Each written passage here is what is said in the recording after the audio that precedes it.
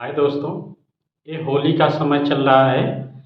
तो होली की शुरुआत आप देखेंगे जब बसंत पंचमी शुरू होता है, उसी दिन से होली की तैयारी शुरू हो जाती है।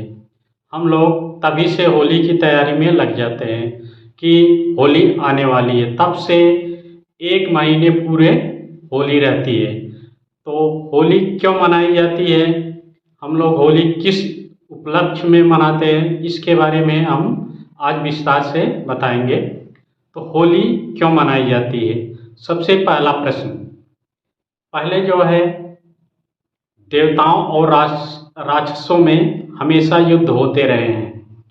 तो उसी में एक ऋषि मुनि थे, कश्यप। उनके दो पुत्र थे, हिरण्याक्ष और हिरण्यकश्यप। तो उसी में हिरण्यकश्यप जो था, उन्हीं का एक पुत्र था प्रहलाद। तो हिरण्यकश्यप जो था एक राक्षस था।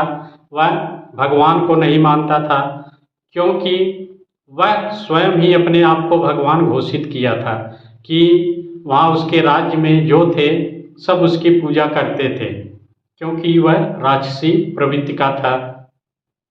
तो उसी का एक पुत्र जो प्रहलाद था, और उसकी एक बहन थी होलिका। होलिका को यह वरदान मिला था कि वह जिसको भी वह लेकर, यानी गोंद में लेकर अग्नि पर बैठेगी तो वह जल जाएगा, लेकिन होलिका का कुछ नहीं होगा, वह सुरक्षित बच जाएगी। लेकिन क्या हुआ, जब हिरण्यकश्यप ने लोगों को अपनी पूजा करने के लिए मनवा लिया, लेकिन स्वयं के पुत्र जो प्रहलाद था उसको वह नहीं मना सका, क्योंकि वह भगवान विष्णु का भक्त था। हिरण्यकश्यप ने सोचा कि क्यों ना इसको मरवा दें।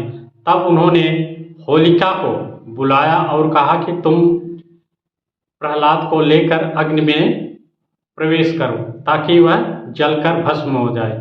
लेकिन जब वह होलिका अग्नि में लेकर प्रहलाद को प्रवेश की तो होलिका स्वयं ही जलकर भस्म हो गई, लेकिन प्रहलाद का कुछ नहीं हुआ। तो उन्होंने, जो हिरण्यकश्यप था, प्रहलाद से पूछा, क्या तुम्हारे भगवान हर जगह हैं? तो उसने कहा कि हाँ, हमारे जो ईश्वर है, भगवान है, जिसको मैं मानता हूँ, वह कण कण में व्याप्त है। तो उसी समय एक खंभा था। तो उन्होंने कहा, किसने? हिरण्यकश्यप ने कहा कि क्या इस खंभे में भी तुम्हारे भगवान है? तो उन्होंने कहा हाँ।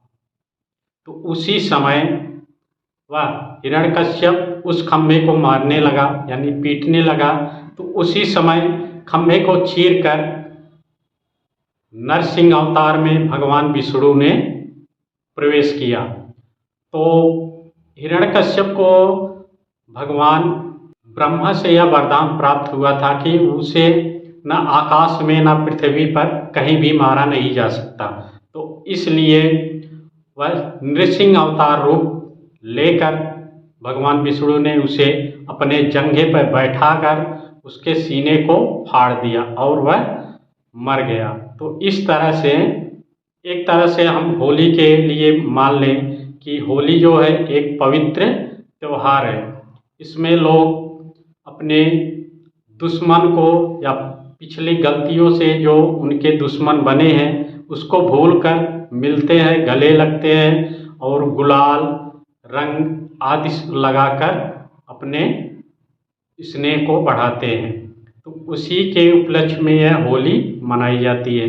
तो एक तरह से कह लें, अच्छाई, जो बुराई पर अच्छाई की जीत का प्रतीक है होली। ठीक, तो हमने आज देखा होली के बारे में, यह क्यों मनाया जाता है। तो इसलिए आप होली मनाइए, होली खेलिए और गुलाल रंग लगाइए, लेकिन सुरक्षित रहिए, क्योंकि इस समय जो होली हो रही है वह कुछ और विचार लेकर होती है, क्योंकि इसमें कोई अपनी दुश्मनी पूरा करता है, इसमें कोई अपनी दुश्मनी भी पूरा करता है, कोई अन्य तरह से छेड़छाड़ भी करता है। तो इसलिए आप सुरक्षित और एक अच्छे नागरिक की तरह होली खेलिए आपको इस चैनल की तरफ से होली की ढेर सारी शुभकामनाएं। अगर आप इस चैनल पर नए हैं तो इस चैनल को सब्सक्राइब और लाइक करें। जय हिंद।